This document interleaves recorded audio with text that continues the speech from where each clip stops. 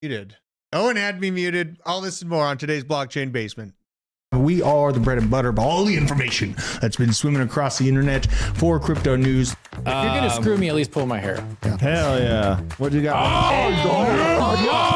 They could start chopping off fingers. They're like, give me your seed phrase, but I don't know it. Over 2 years, he's made like 17K on Roblox. What? 12. You never listen to me, and we must be married. Yeah, well, how much are you investing? $100. $400,000 to $600,000. The generational signals are now.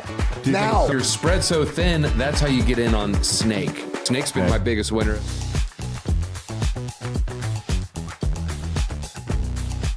Oh, squarely on the shoulders of Owen. Indeed, it is Monday. You can tell. Look at this damn mining thing that we have in our. I don't even. What does he mine with this chlor?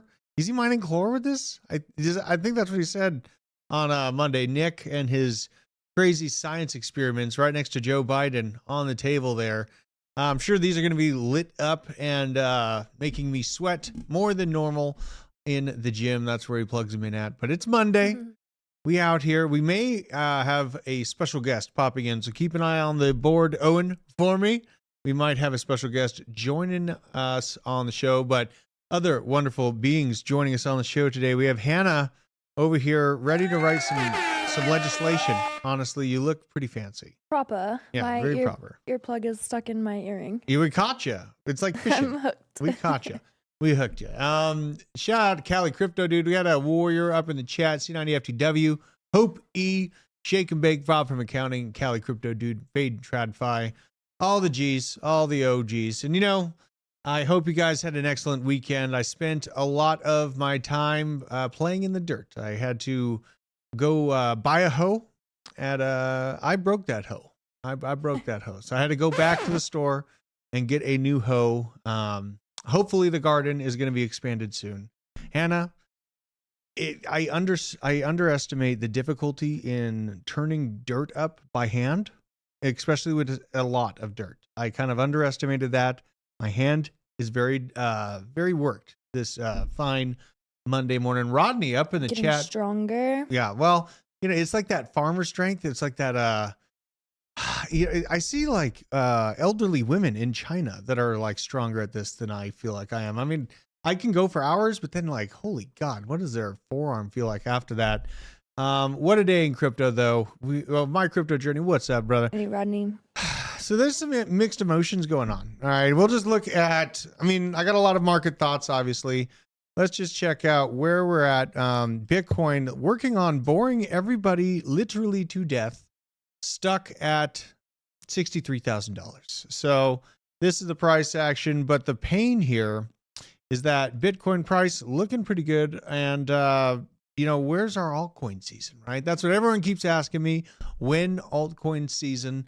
Did a video this weekend about one of my favorite altcoin picks, Aerodrome Finance. You know, but we're bringing you guys tons of content. Shout out to our channel sponsor.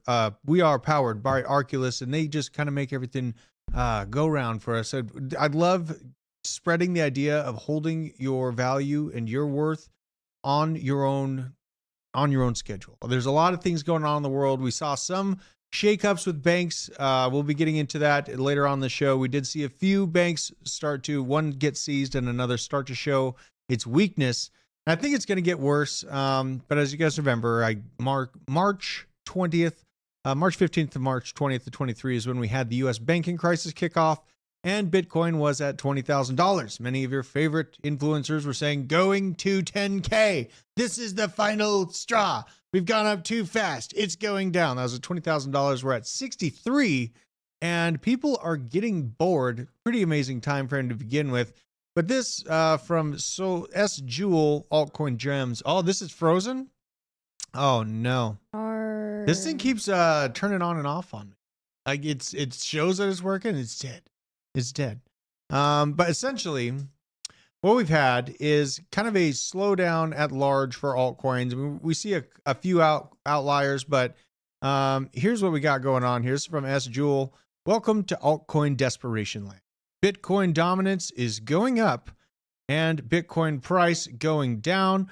Practically the worst case scenarios for altcoins. If you take a look at the larger altcoin market, we got some pain going on here. Like we got a couple weird winners: Helium, SEI, Say, Athena. Yo, la-di-da-di-di-I. La-di-da-di-da-di. Oh my gosh. You guys are awesome. This community is just so amazing. You guys are absolutely incredible. Shout out to you for dropping some membies down in the basement chat. Appreciate you. I heard chat. Yeah. Why don't you grab one? Killed by death. That sounds terrible. And yeah, I mean, and to Killed by Death's point, people are sad. They're desperate because look at what's going on the overall altcoin markets. OP down 10% on the day. Maker shaving off a little bit, still nearly $3,000 though. We got Conflux shaving off 9%. Core, Arbitrum, Starknet, Celestia. Honestly, like a lot of these are very bullish projects in my mind to be holding into the bull market. Right now is where the blood is on the table. And in true human fashion and the ebb and flows of human emotion, everyone is uninterested in buying things that are cheap. So we got stacks down to $2.37. And essentially right now I am greedy AF. I am trying to buy as many projects as I can. One that I bought this weekend, I bought Aerodrome, added to my Aerodrome position. And essentially we're sitting here. I'll just show you the monthly on this. Been a ride down. I got mine at $1.20. First buy was at 18 cents. Second at 20 cents. Third recently at $1.20. And I am looking to see if we can hold this line. I know we're, technically this should be a volume gap. You can see the ride upwards from here. And if it goes down lower, guess what? I'm buying this spot at 84 cents. Regardless, shout out to you, $0 G-Ro. My God. And I see the chat. They're doubling down, man. Like you're doubling down on C-Swap. I think C-Swap might have. Let's go check out C-Swap's graph real quick. Let's check in here.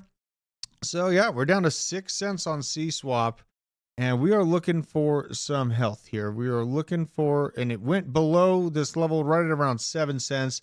Now likely going to check out just 6 cents flat before we can find a rebound. That thing is slipping quick, but very early. Like we're looking at these things in the infancy of their growth, and I see this as opportunity zone. So I'm feeling good about it. I was a little bit worried, honestly, if things were so hyper bullish that Bitcoin was ready to just take off on that fractal that price wise we had when we breached our previous all-time high. That just made me sad in general because it cut the time away that I could stack my altcoin bags well. Yes, hyper bullish for price, but it just was happening too damn quick. Now we kind of pull this down and check out where we're at here. This is the previous halving right here at this moment, May of 2020. And I want this. I want this flat, boring action for God's sakes, because times were just moving a little bit too fast. And I wanted to double down even more on my positions in altcoins before the real good time came. And, at large, I've kind of chalked this up to we've never had ETFs and TradFi approval in the United States for an ETF, which helped absolutely pump up this level back up to the previous all-time high. But I think Hong Kong ETFs are live like today. tomorrow morning. Tomorrow Morning. 30th. So yeah, and we got a story on that. They're coming up right up, and that's probably going to be the next level of pressure. And it's not just Bitcoin ETFs; it's Ethereum ETFs as well. Mm-hmm. And the U.S. is in this gigantic tug of war, struggle, snuggle over if ETH is a security, is it not a security? Gary Gensler trying to go back on his words, and it's going to get pretty interesting. He said Ethereum is not a security. He already did in the yes. U.S. Yes, he did. And then the Hinman emails, the Hinman information drop did not help this case for the SEC trying to call Ethereum a security now. The past comments of Hinman plus the comments of Gensler probably going to play against him in this decision. That's just me shooting from the hip. And this whole time frame, yes, we have the ETFs going live at 9:30 a.m. tomorrow morning. And we have just the overall Bitcoin dominance graph looking, a lot of people say, oh my gosh, we're on our way up to 60%, right around there. Maybe we get a wick up to there, but I do think that in essence, from this point, we are still riding on 210 days until I'll be looking for this thing to fall off a cliff. And then my altcoin bags will be much fuller, much more positioned, and I'll be just feeling a little bit better. And probably by the time it gets there, I'll say that I didn't have enough. No, I wanted, double the amount. That's how it always goes in crypto. But I'm out here. I'm doing what I can. And seeing this post from S. Jewel, just talking about the worst case scenario for altcoins, made me think of my meme coins here. So Gummy, this thing, actually really glad to see it try to pop back up, pumped up to 18 cents again. This is a chaotic ride, basically trying to range between 8 cents up to 18 cents over the past few days here. We have Tucker looking to hold its line here. And, things will get real nasty real quick, honestly, if we go below this level and explore down to the 1 cent range. Once again, it's sitting at 4.6 cents right now for Tucker Carlson. This is, I love Tucker Carlson's, they put out so much content. It kind of goes to show, like, they have thousands of people involved with it, lots of real people that are very excited about the project. But the markets at large, there's a lot of indecision. There's a lot of scaredness. A lot of people a little bit gun shy. And Vibe and Cat. I bought Vibe. I'm actually up on Vibe and Cat. I bought this little hellhole right here. So. Can we look at Bowdoin? Oh, yeah. I was looking at Bowdoin this morning, too. I was in a space this morning, and somebody said that there was a Bowdoin billboard on, Wall Street. They had a Bowdoin billboard. It just said buy Bowdoin. Absolutely. God, I mean, if this thing works out, this would be the move. It's at a $295 million market cap, though generally it's not the level of market cap that I look for when I'm getting into meme coins, unless it's like just, God, you can't. They are coming out with content just the same. Just as you said, they're coming out with a billboard. It's just somebody trying to market the project, probably. One of those Chinese billionaires. Well, potentially, but they're very interested. Some bring up Seam. Let's look at where Seam's graph is. Honestly, I hope it's even worse off than it was on Friday, because I want to keep stacking this stuff. Let's see what we got here. Oh yeah, 5.10 went down to $5 flat here. I'm liking this. I'm liking buying this blood here. This is the kind of stuff I want to be buying right now. It just kind of got aggravated looking at AVAX being at $50, all that stuff. And you know what? We took profits when it hit, like when we went to the gun store. We all took profits pretty big time in the morning, and then the markets just absolutely cratered. And now altcoins are trying to claw their way back up from all that geopolitical uncertainty. Really, I'll go through all the stories today, but I think we're entering a special time frame where, we're in my opinion, what's a collapse up, where the cost of things that, we know day to day, food, gas, they're going to go parabolic. I do think that car dealerships, we might be able to pick up some cheap mortgage rates and some cheap vehicles from the stagflation situation that the economy's seeming to find itself in. And the real nasty part of that, economic grinding to a halt, won't be really felt over the next few years. But if we move precisely, we can scoop up some cheap vehicles, homes, hard iron goods with our crypto gains in this insane bull market, which I do think is still happening. And right now, if we sit here and coil and build the shelf above $60,000, we're golden. So That's just my broader thoughts, but there's a few reasons why. Also, who remembers, does anyone remember this? That's amazing. I didn't know that about you. What do you know? That you're a musician. But that's why I'm interviewing you today, so I can get to know you. So I'm a musician. What the fuck that mean? Make magic or something? What is musician? I think you're confusing that. Yeah, I'm not no musician. I make music. I make music. And that's not all I do. I make music, I act. I'm a TV star too, a young mogul. Just really quick, I think you're confusing. I'm not confusing nothing. You don't know. You thought that all I was a magician or whatever the fuck you said. See, that's what I think you think I said. No, I said musician, not magician. I don't think, baby. I don't think. What is that? That's ghetto. I don't think. I know. Good stuff. Well, she is apparently, her name is Suki Hana, obnoxious clown in this video, who claims to not be a magician, has been arrested in Florida on charges of possession of ecstasy and codeine with the intent to sell. She'll wish she was a magician so that she could make those charges disappear. Good Zoinks. stuff. Nature heals in the smallest of ways. You know what I mean? But I got to give a quick nod to it. It's working in the background in mysterious ways. Some words from Lark Davis, a massive Bitcoin supply shock brewing. Just a quick update. Yes, this is still happening in the background while everyone acts like it's ending. This is the early blow off top. Run for the hills. The Chinese are coming to take you alive. The Bitcoin halving, miners can now produce 450 Bitcoin each day. Spot ETFs alone have been buying 3,000 Bitcoin on average every day, but this has slowed drastically out of the U.S. markets. Last week, Hong Kong, this is the juice. Bitcoin spot ETFs are about to start trading tomorrow at 9:30 a.m. As Hannah said, Asian countries like South Korea, Japan, Singapore, and China are all looking to approve ETFs following Hong Kong's lead. If you think that Hong Kong is it for Asia, you are done for. Do not fade the amount of wish to get into crypto markets from these areas. And Australia moving in to approve their spot ETF by the end of the year.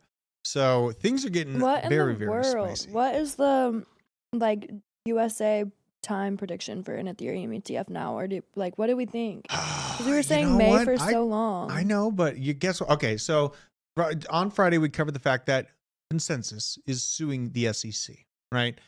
Consensus is May. Well, yeah, and they're looking for May. Consensus wants a May approval. And where Consensus comes from is where the weight in that conversation actually happens. Joseph Lubin and all of those insiders at Consensus are hand in foot with the World Economic Forum, some of the largest businesses and agencies on the planet. And there's a lot of, I know it's crazy to see, but the fact that they're in on the ground floor of Consensus and MetaMask tells me that those types of systems are probably going to hand over your information no problem in 5 years from now when they get the full system built out and they have a CBD system that's trying to interact with it as well. I think it's going to be an open and closed, just a very focused door, a tunnel of information for the two. And I really don't think that the SEC is going to be able to hold up and stop Consensus, MetaMask from getting the ETH approval. So I do think Consensus owns MetaMask. Well, they're part of the origination, but it's two separate entities, and you have Lubin and another, I can't remember the other guy that runs it, but Lubin is the one that's in my mind just with the massive pull on a world scale for what, financial markets are going to be rolling out to the public over the next 10 years. So there's something beyond just the headline there that I'm trying to highlight because there's a lot more weight than people give credit for Joseph Lubin and Consensus. I'll just say it that way. And I don't want to get banned by all the other things I could say about it, but there is that. And this is just a highlight on, Bernstein saying that Bitcoin ETF flows had short-term pause, but still sticking a $150,000 price target by 2025. I haven't really gotten to the mindset where we're going to be breaching into the 200K level. Maybe that'll change if I see, more wish for people to take their money out of banks. Should we see a real-time bank run / collapse? That's not here yet. They're still pulling mechanisms in the background to keep the system, the dinosaur system afloat. So, just seeing Bernstein having a pretty reasonable prediction for 150K, I commend that, because we are going to be hearing many big name people and large institutions calling for that $1 million Bitcoin when times get really, really frothy. And that's how people end up riding it all the way to the top and all the way to the bottom. So please just keep cognizant of that. We are, at large, still on time frame to be hitting that bull middle of 25, in my opinion. But these are things to start thinking about now as you're looking to figure out when the time is to sell. And despite the geopolitical tensions and an up move in the US dollar, the DXY, Bitcoin has still held up above the 60K level. According to Game of Trades, this is above its rising channel. This is Game of Trades channel here, the rising channel, not my own. And they're calling this level a critical resistance, essentially right in at about 85, 90,000 bucks. Should it continue an upswing, it'll run into massive sell pressure up there. And I completely agree with that. It's a reasonable take in our opinion. This is setting up for another leg up for near critical resistance. Next stop could be 80K. And 80K is largely what I'm looking at to get the next slap around moment for Bitcoin. We range until we bust out of our current situation, hit 80, fall back down, learn a lesson or two, and see if we can hold above 70, 75. Now, we also highlighted this, Australia moving to approve their spot Bitcoin ETF before the end of 2024. And just shout out, I know we have a lot of viewers from Australia. Shout out to you down under. Maybe we can see your financial system embrace this as well. I know fiat currencies across the world want to replumb themselves, but I think people at home want their freedom back more than anything. And the freedom through crypto is the real thing that I think is catching fire across the world. So excellent to see for Aussies.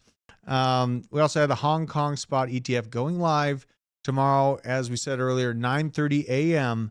So going to be a very, very spicy day in the markets, to say the least. One thing I am curious of, and let me know, C90FTW or my folks in the chat, is there a China/Hong Kong version of grayscale representations of Bitcoin held on the traditional markets? Because last time when we had the ETFs approved in the United States, it kind of caught people off guard to see massive outflows from grayscale GPTC and those very aggressive inflows, but the outflows really kind of muted out the explosive price action that would have happened should it have just been spotted Bitcoin ETF's approval. Eigenlayer just announced their I think I have that story, but that is huge. Yeah, we have to talk about Yeah, and Taco is super excited about Eigenlayer.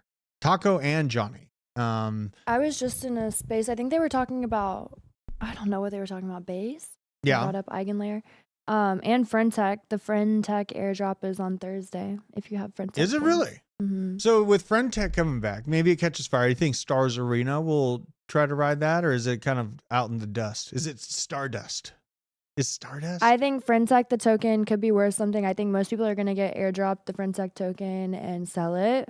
Okay. But a lot of people are probably going to make money, and that could be good for the narrative of SocialFi. And who knows what Friendtech will do after that? We'll see. But a lot of people faded Friendtech, so now when applications like this come out, maybe they won't fade it. I don't know do if you Stars still have Arena your account will. live with all the? Mm-hmm. You do? It's still connected somehow, so that's good. Okay. I'm still suspended. I'm appealing over here. Yeah, I got suspended a few times this weekend on my regular account. Twitter tried to suspend my account. Locked it? Yeah, they locked it. I had to do all these tests to show that I'm a human. That's what happens when you're about to get suspended. It took a long time for my account. It would get locked all the time, and then it finally got suspended. My alt account got locked over the weekend too. But I think that's happening with a lot of Web3 accounts, and I've seen some people get them back, so there's hope. So. Yeah, and we're giving up Near partnership with Eigenlayer. Near is so damn bullish. I keep buying Near too. I feel good about Near as well. That's just one that it's much more pricey than it was when I originally started stacking it. So it's a little painful right now. I still definitely believe in Near in the long term. This is for all the haters that got mad about remember our short about that solar Bitcoin miner?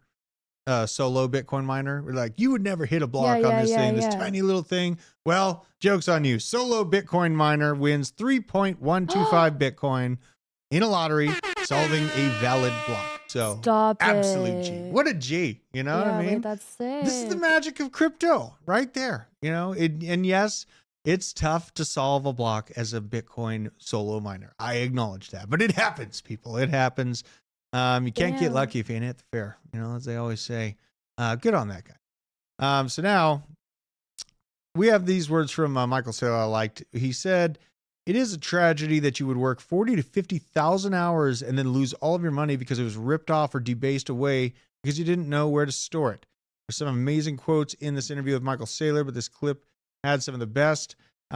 This guy just absolutely savaging the fact that we work our whole lives, work our hands to the bone, and then governments can just debase that currency, no problem, print away, have at it, start as many wars as you want. We can afford it all, no problem. We can afford it off yours and your children's back for all of your existence. You can work this off, and it's just a modern form of slavery, honestly, in my opinion. Like central banks have created these imaginary, invisible walls around us that have locked people into this mindset, and it's very sad to see. Very sad to see indeed. So shout out to Michael Saylor, just out there orange pilling people right and left. This is Russia reportedly set to ban cryptocurrency circulation from September 1st, allowing domestic digital assets. So there was a lot of scary headlines going around about this, and I just wanted to clarify a little bit more on this. Russia is not banning Bitcoin or crypto, clarified by a lawmaker who actually drafted the new legislation. Russia is banning the creation of domestic crypto exchanges and payment services. More specifically, the circulation of crypto will not be prohibited. The organization of turnover is prohibited. The organization of turnover. So the creation of an exchange or exchangers outside of the zone of Russian operation and outside of their experimental legal regime is going to be put down. So they're, you know, and if you step back and think about it from Russia's perspective, they have sanctions all over as many places as possible from the United States against Russia.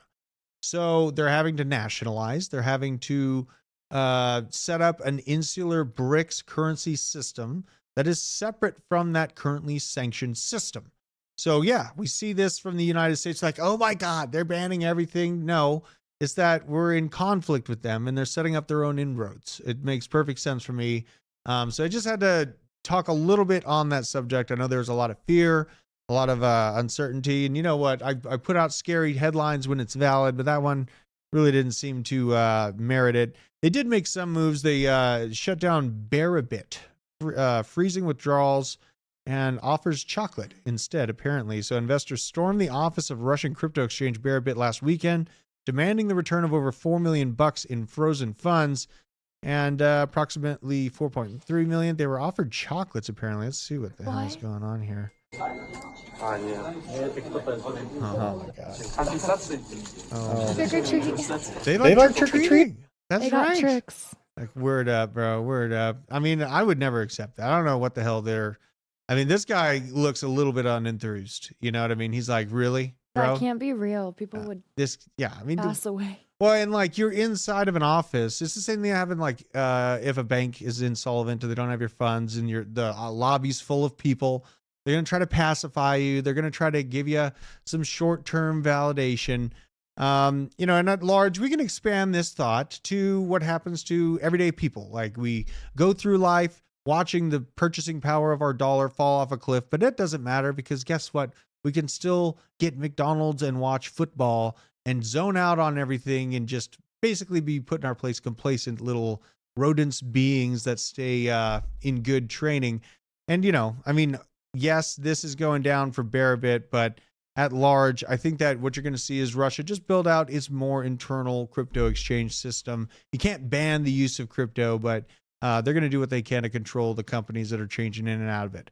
We also had this, Zach XBT going out to Lazarus Group, coming out with a large thread talking about Lazarus Group laundered $200 million from 25 or more crypto hacks to fiat just in the span of 2020 to 2023. Yeah, this is nuts. Yeah, Isn't I mean, this the biggest? He was working on this case for a long time. Yeah, and he gives some really good evidence too. Like they used his evidence in court. You know what I mean? No, they do not. Yeah. Really? Yeah, I've seen He's it before. awesome, y'all. I DM'd him when I thought my account was getting compromised, and he like personally was like trying to help me. Like, See? like he's I'm a big fan. Yeah. Good dude. Shout out to Zach XBT. Kim Young-il, you know, Nuclear Power Trio, my buddy back in Colorado runs Nuclear Power Trio. I'm going to see if I can find him on YouTube. Make sure you're following us. Look at my hair on this gun video. Oh my gosh, God. I haven't seen it yet. I'm so It's excited. pretty good. Everybody go watch it. POV, you cashed out on crypto and bought the guns. Now, Nuclear Power Trio. Let's see here. Power Trio. I knew these guys. Well, I still do. These guys are out in, when I was in Colorado, they were out there. Is Greg Burgess from Allegion. This is one of the most amazing bands ever. I don't think we need it's pretty crazy music, Owen, so we probably don't need that. But look at these guys. These guys just, yeah. Don't play it. Don't play the music. Look at that. They just dress up as, world leaders. We got Osama. We got Chris Farley. We got Danny DeVito up in there. And then we got Vlad. We got Kim. We got Donald Trump in the corner there. Make sure to go listen. If you like some crazy music with more insane costumes, make sure to give them a shout. Now the stripper index pointing to a coming recession. Now, I don't really think I should play this whole video, but there are strip clubs and strip club workers that are all over Twitter talking about the loss of funds over the past year. Okay, that's actually a super good indicator. I know, right? The stripper index. It really tells you a lot about the economy. And this is for record. Oh God. Okay. That's so bearish. Yeah. It's not great. Okay. It's not great. And see, there's a lot of things in entertainment that are going to be hurt during downturns, but there are portions that do well. In the Depression, people like to find escapes. McDonald's actually was formed out of the Depression. You know what I mean? There's lots of things, little advancements or cheaper goods that get explained, but strippers, that kind of expenditure, a great indicator for a coming recession. And according to this index, it's a coming. So we got to keep an eye out on them. We had this, that was just an insane show or story that I saw this morning. Let's see here. 43% of small businesses unable to fully pay their rent in April. Highest since March 2021.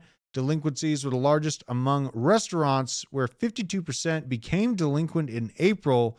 More than 50% of small businesses claim that their rents are now higher than 6 months ago, while 60% of firms funded after the pandemic report that their earnings are less than a year ago. So you can see just the little spike, the uptick in small business renting delinquencies.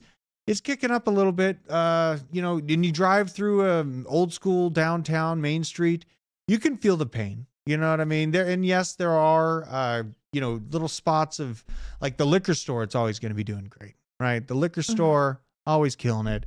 But then you see some of the boutique shops, things like that. They fall off the hill because people don't have that excess cash to be spending. Plus they're facing the digitization of an economy. All the economy seems to be moving online at this rate right now. It's just the way things are going.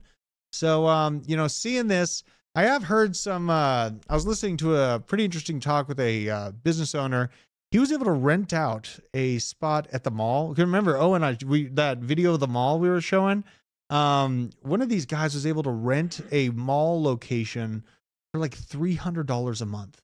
It was insane. If you go to the mall where I grew up, Mall of Georgia, it's a huge mall, but there's so many empty stores. It's like an going apocalypse. Downhill quick. Yeah, it's a retail apocalypse, and my wife hates it because she likes to go and see the stitching and see the quality of the good before we buy it. And you just can't do that online. You're basically just left to their refund policy, which sucks. But more and more people are doing it. Now they're going to be moving in drones, dropping off goods. The delivery driver will be useless soon enough. It's just getting weird out there. So if you're at home and you're in this, because we all work, I'm working right now. Thank God I do a job that I love, but we work and we think about the use case of our work 10 years from now. You can imagine the use case of your work 10 years from now, and then imagine the holes that might be created by AI integration, about the automation of the economy at large, or it moving online. Then you can kind of pivot your expertise into things that are going to be more necessary in the future. Let's see what Truck Dano's question is. Does anyone think that the post-halving downturn will last longer this time than previous post-halvings? No, I don't. I think just looking at the time frame stuff, like the price action was giving me question on if we were quickening the blow off top 4-year process, but the calming of the price action and just the return to retail sentiment being in the dirt, crypto Twitter's bored to death. The altcoins are still largely asleep. We are not there yet. So I think that at large, we're still going to be riding that same time frame. So just my opinion. I mean, what do you think, Hannah? Are we going to have a longer than normal boring part of the crypto market, the 4-year cycle? Are we going to have an early blow off top, or is it going to be just business as usual, even with all of the craziness happening across the world? Which one, if gun to your head, what do you have to pick?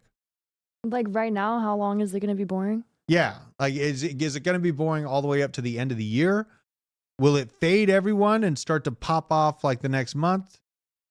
Or is it just business as usual? Shoot, I'm bored right now. Like I'm bored today, but I'm just chilling, enjoying it. I think we'll see something's gonna happen. There's gonna be some new narrative like within the probably next 2 months that things will start picking up and everybody will be excited again. I don't know whether it'll be like SocialFi or ETF news. Yeah. Yeah, I don't know, but I think we're gonna sit around 60 to 70 for a while. You think so? I think it could be a pile of negative news like we had in March of 23. Banking crisis, runs, all this stuff. We drop. No, I mean, we doubled. We doubled off the banking crisis, Bitcoin wise. And that's just the weird thing to consider here, guys. It's like we see all of these doom and gloom analytics and statistics for the macro market at large. And this is what I'm talking about. Like, we are positioned with bags that are, in my opinion, we're going to moon. If we're stacking things right now, while everyone is bored, while pain is all over the place, and we're buying the right projects with the right statistical data on inflows of stable coins in the ecosystem, we see the use and the transactions going up, we're well positioned. It's just a matter of what's normalcy for the crypto spider is chaos for the regular cash normie. You know what I mean? That's kind of what I feel like. Let's see here. We got to support the strippers, Bob says. Come on, you guys, do your part. This is just, and then in context of this whole macro mess, this inflation worries, all the cocoa crisis everyone's talking about. This is from Rothmus. If you gain 10 pounds 3 years ago, 8 pounds 2 years ago, 6 pounds last year, but you cut it down and you only gained 3.5 pounds this year, have you only gained 3.5 pounds, or have you gained 27.5 pounds over the course of that whole time? Left would like you to believe that inflation is only up by 3.5%. Honestly, it's just not just the left. You have TradFi, macro, maxis also trying to sell this as the actual number. But add it up since 2021, and it's actually closer to 30% inflation since that time. And that is that's being nice. Honestly, I would have to put this at around 50%.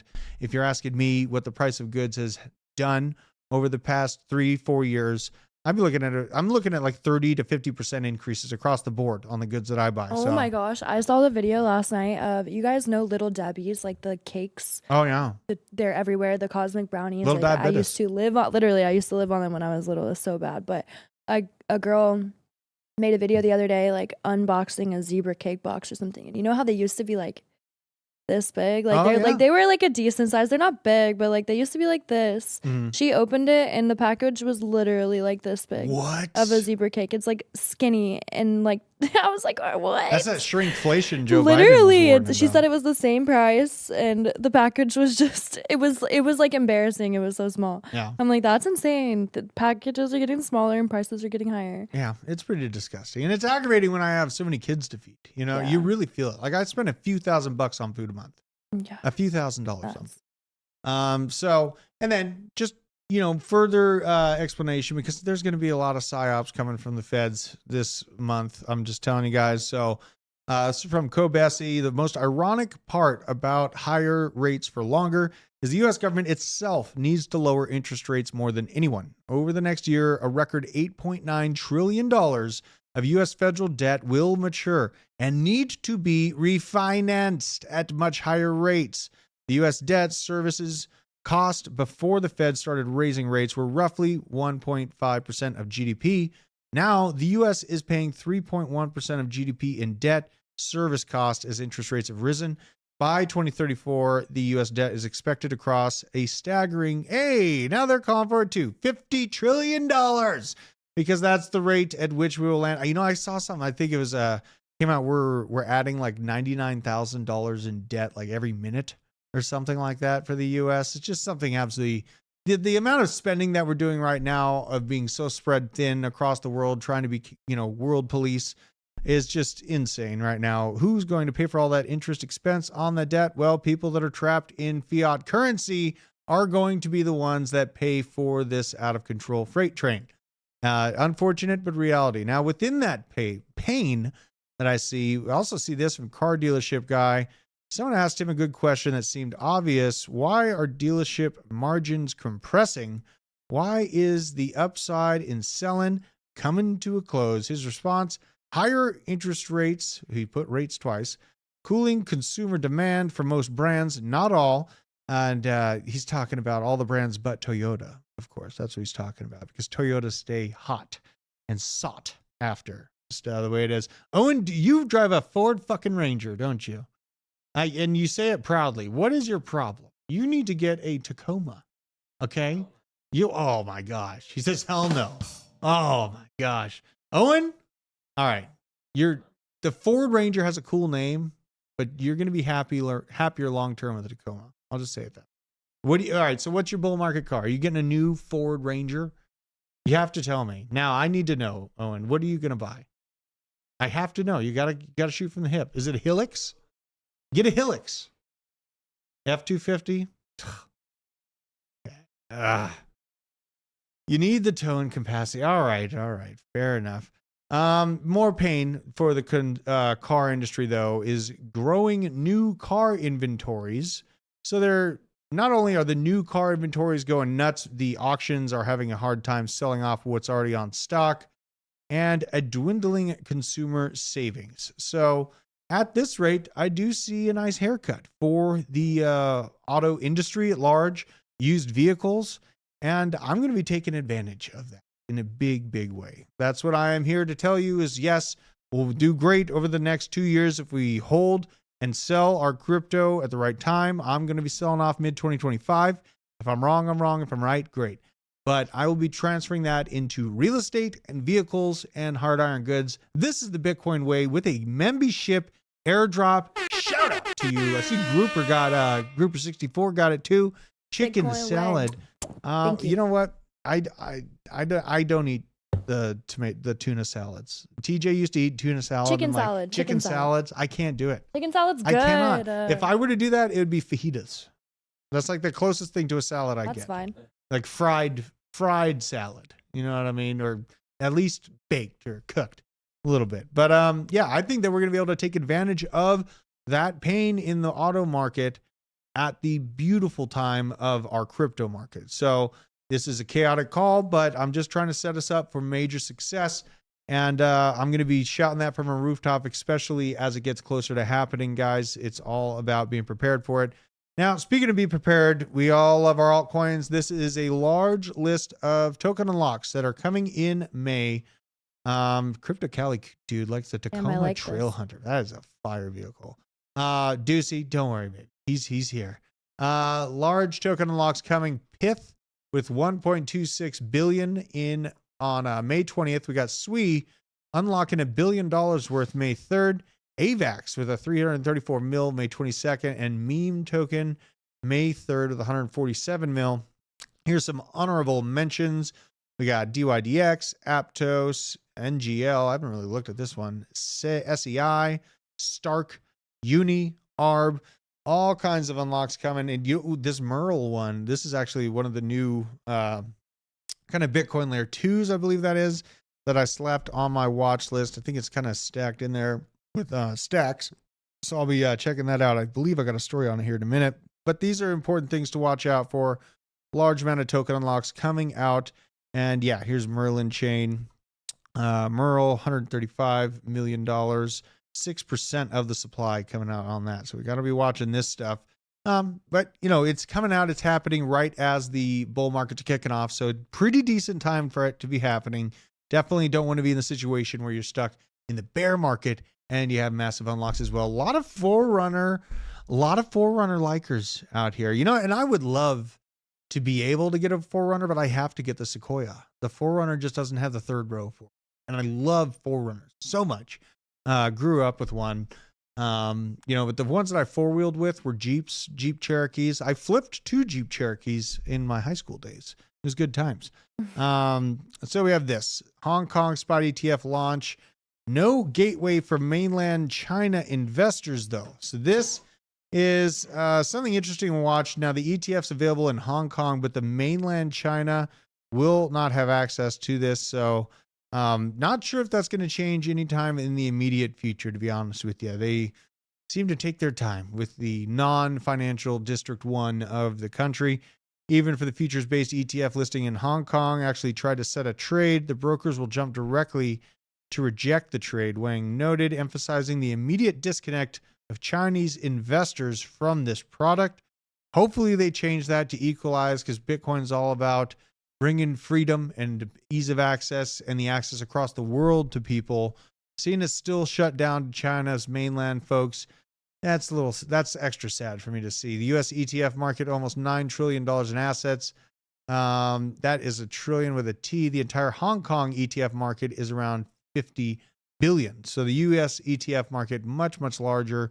But the initiation of Hong Kong and China opening the door to the Ethereum ETF is going to put a little spark under the SEC. Is a little behind right now. That's just my opinion, that US regulators are going to try to make sure that they're not too far behind the buck on Hong Kong's Ethereum ETF and pushing for May. So yeah, there could be a lot of arbitrage going back between the SEC and Ethereum and all the ETF holders and applicants of the Ethereum ETF, like Franklin Templeton, others. But the banks run this country. Let's just be honest. It's not the president.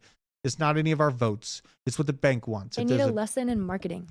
They need a lesson in marketing? Yeah. Okay. What would you tell them? Know your audience. Your audience? Get there before the competitor. Yeah, absolutely. Well, they're not doing it. I mean, and this is a little bit more on consensus. Lawsuit documents from consensus show that the SEC committee approved that law enforcement investigation into Ethereum 2.0 on April 13th of 2023. Gensler hinted that proof of stake tokens may trigger the Howey test.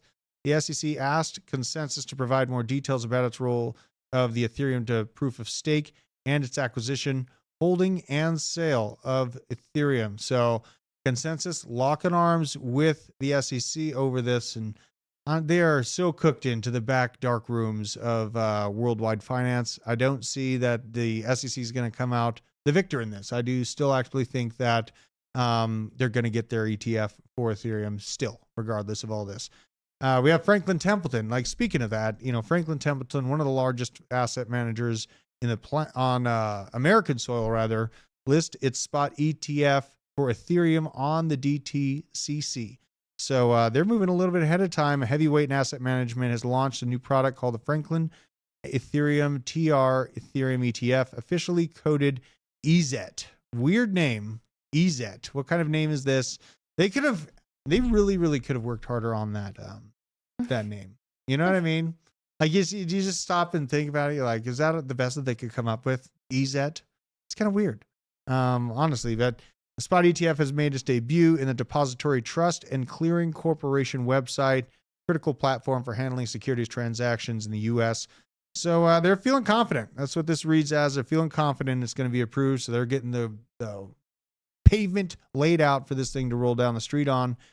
Franklin Templeton made its intentions clear with the S1 filing. Feedback from the SEC hasn't been promising, suggesting a potential denial in the application, but in stark contrast to the more open discussion that led to the approval of Bitcoin spot ETFs earlier in January. So what they're saying is they were much more open to talking to us about the Bitcoin ETF than this new Ethereum ETF application approval. And, you know, you got to understand, like, just the allowance of a Bitcoin ETF this quick shocked me. Yeah, I was no, completely same. shocked. Wasn't it? Same. So how can they go through that whole process when everybody felt the same way about Bitcoin? Like we were unsure of what they were going to do. And they went through that whole process and approved it and shocked a lot of us, like in a good way. It went through pretty quickly, or quicker than we thought it was going to. And then now when an Ethereum ETF is brought out, they're going to like backtrack and be like stingy and weird. Yeah, and I don't think they're going to be able to do it though. Like Gensler's already said. He literally said it wasn't a security. I know. And he used to teach blockchain technology. And now are they making like hella money right now off of consensus? Yes, absolutely. Yeah. Think about this, Hannah. I remember Patrick McHenry. I believe he's in Congress. And he was grilling Gensler about, is Ethereum an security or not? Gensler refused to answer the question. That was after Gensler had said it was not a security. He was like smiling low key. Like right. He was like, and that was why McHenry was so pissed, because he had already gotten the answer from him. He already had spoken in official terms that it was not. He said Bitcoin and Ethereum are not securities. And now he's walking back that conversation. And, you know, there's a degree of unsurety for allowing this in the markets, but there's a larger degree of banks and transaction systems that exist currently losing their middleman spot between the transfer of value. That's, in my opinion, what's actually going on right now.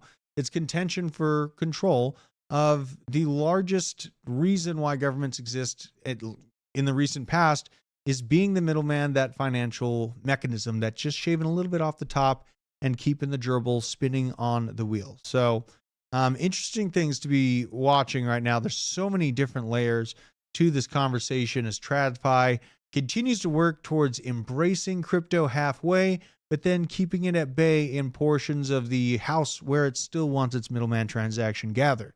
And at large, I think that's what we're seeing here. Here's from DeFi Investor calling out the crypto watch list for the week ahead, with OP, Lido, and EtherFi starting to show strength. ETH beta plays should do well if this continues. Coinbase reveals its quarter one earnings on May 2nd. An increase in earnings is indeed likely, probably really hoisted up by the base ecosystem, I'd imagine. Theta Network launching Edge Cloud on May 1st. Edge Cloud is a hybrid cloud computing platform. I'm going to check in on this. I like cloud computing platforms that add computing power to targets. So we have this very rudimentary Web 2 system. We're trying to plug in our favorite L1s and all these super cool, you know, new Web3 products, but we got to build the road to be able to drive the Layer 1 Ferrari down the street on. And I think that cloud computing conversation is going to be a big part of this as it actually rolls into reality. Rollbit supply on Solana will be burned after May 1st. Interesting. And here's the Hong Kong ETFs being highlighted there. DYDX, Unlock, and Renzo Protocol launching on April 30th. Res supply allocated to the first airdrop. I got to watch this one too. We've been seeing Renzo Protocol. I have been seeing this one pop up quite often. Now, other things that we have, this is just crazy. This guy turned ecosystem trader, made 4,000% of unrealized gains in 5 hours, raising alerts of insider trading. Initial investment worth $49,000 suddenly became $2 million worth of Tori. Recently launched meme coin. That's a lot of Tori. Notably, the trader transferred Tori tokens to multiple addresses on the 28th. Immediately after buying them, the 261 million tokens had a valuation of $2 million and reached approximately 5 hours into his trading activity. So absolutely parabolic rise. This is the post about it from Look On Chain. Really, really good account if you want to follow these types of things. You know, and I don't think it's a guarantee that it's insider trading, but to go in on a brand new meme coin with 49K. I'm like, did he start with it on Pump.Fun? Is it on Solana? Yeah. Yeah, it was on Solana. It's just like, you know, maybe if he's like a 100 millionaire or something like that going in, but even if you got $1 million going in with 49K on a completely new meme coin. 49K is a lot. When Solana meme coins are like at large trying to survive right now. You know what I mean? That's an interesting move. I mean, we've seen, like BJ got in hella early on whiff. We've seen some situations people turn a small amount of money into just insane amounts of money. And it happens, but it's never, I moved 49K in to begin with. You know what I mean? It's never that way. Are Solana meme coins over? Or No, do we still have? How long do we have? I still hold my Solana memes. Honestly, like, I look at these meme coins as complete lottery tickets. You know what I mean? Like, one of them could absolutely go nuts. I just check it once a day, see if it's gone nuts. That gummy thing, interesting to watch because it, pretty much exploded immediately and is now retraced. Gummy's going to be doing another airdrop, so I am farming more of these tokens.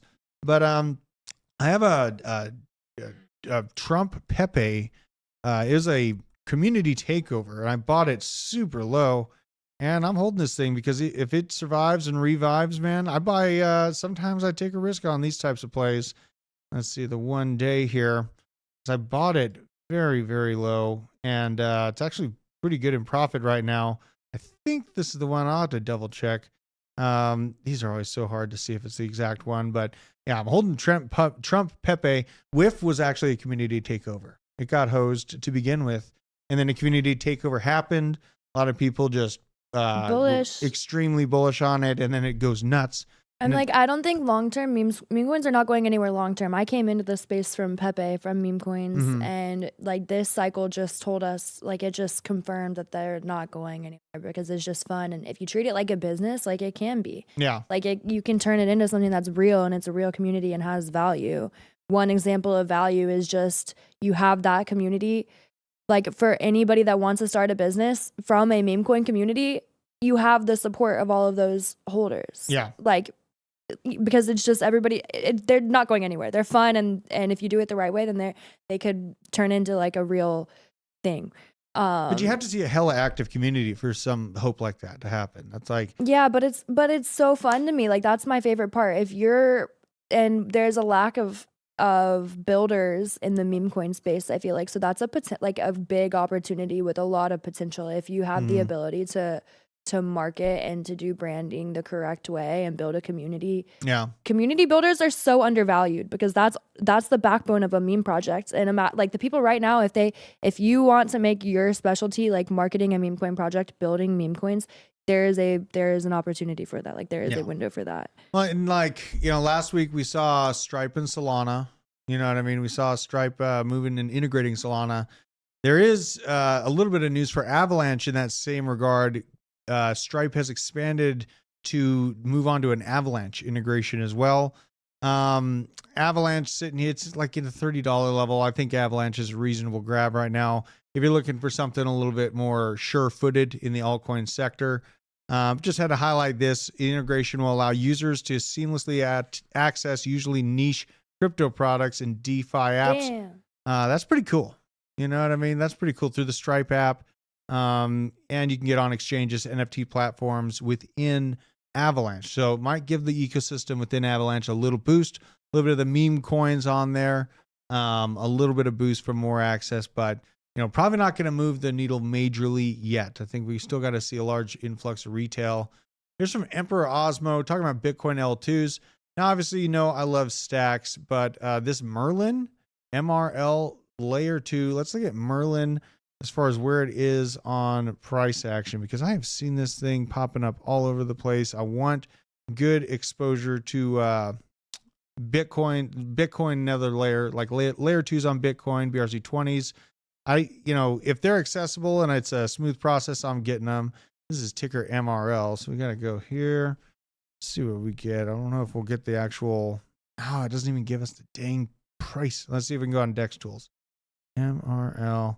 Might have to go on like Xverse or something like that. Yeah, I'm gonna have to dig up this chart, but I'm watching Merlin layer. Let's go to the Twitter. Make sure to give them a follow. I gotta follow these guys up. 500,000 followers, and they have just been after it, consistently posting. And I think that layer 2s, like we have Alex Labs and Stacks, ICP, and I'm snooping around for another one. I saw Lorenzo Protocol, Merlin chain. These are the types of things that I want to be getting into very, very early And then speaking of early, this awaited question for when airdrop for Aether Cloud finally been answered. Aether will present the Aether Cloud drop to us all, launching today, continuing until May 12th. Campaign to distribute a portion of the upcoming Aether token supply to the community. Now, Aether, not even sure if I qualify for the airdrop on it. I don't even care, though. I'm going to be buying this thing OTC, just as the same as the other altcoins that I am DCAing into. Drew, do I think Seamless Protocol can hit $1 billion market cap in 2025? Yes. Yes, I do, George. Let's go to Seamless. I want to see where Seamless is at right now.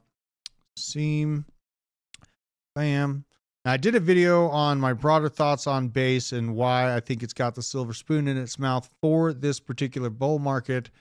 That's juicy. You know, I'm just going to keep adding to this. And honestly, I won't be mad adding to it up until about, I'd have to stop maybe when it gets to this $10 breach. Just for my own personal selfishness and making sure the entry points are very, very low on my altcoins. Go to market cap. So it's market cap showing 75 mil right now. Yeah, a bill. Yes. I think it's very capable of doing that. You have to keep in mind circulating supplies of 14%, but part of, basically Seamless is going to be doing DeFi lending on base. These TradFi folks, they're going to, Coinbase is the darling of BlackRock and TradFi. There is no denying that. They hold like 500,000 Bitcoin between just a few of the largest holders of ETFs. And with that comes the regulatory blind eye, comes the influx of TradFi that'll get involved with the base ecosystem and make it go absolutely insane. That's why I think we saw over the past few weeks an influx in stablecoins into base while the other chains actually fell a little bit behind. So with that data that I've been looking at, I'm just calling a spade a spade. I see that it's got the little spoon in its mouth. It's going to have good moves. And we have to get in early, and I'm not hammering into these things with 5% of my portfolio right off the rip. I start with a 0.5%, then continue to DCA as long as I still feel good about the project, the team, and the use case. If the use case goes away, then I cut my losses and I move on. You know what I mean? That's kind of how I handle crypto. It's been a day, and I'm sore after hitting that garden the way I did. Whoa. Okay. Strong hands. Yeah, I know. Yeah, my hands, they're very sore. And breaking hose. Yeah. What? They gave me a return thing. I didn't have a receipt. I just stood there and looked at them with like this blank stare, and then just gave me a credit card and go away. So yeah, shout out to you, Home Depot, for giving me that card. It's like something I could buy somewhere else, but I'm just not going to. They owe me, damn it. But appreciate you, Hannah. Owen, unbelievable. You know what I mean? Him and his Gucci Glock. It's not even a Glock. I'm going to call it a Gucci Glock, though, just so he gets hot and bothered. You can't see Owen right now, but he's sweating bullets. He's looking at me, staring aggressively at me. So we'll see if I make it to tomorrow. But until then, appreciate every single one of you out in the chat. Candle Daddy, Fade and TradFi, C90FTW, Mr. Mark, Cali Crypto Dude, Elfin. We'll be bringing the alpha to you tomorrow. Make sure that you are tuned in, subscribe to the channel. I bid you adieu.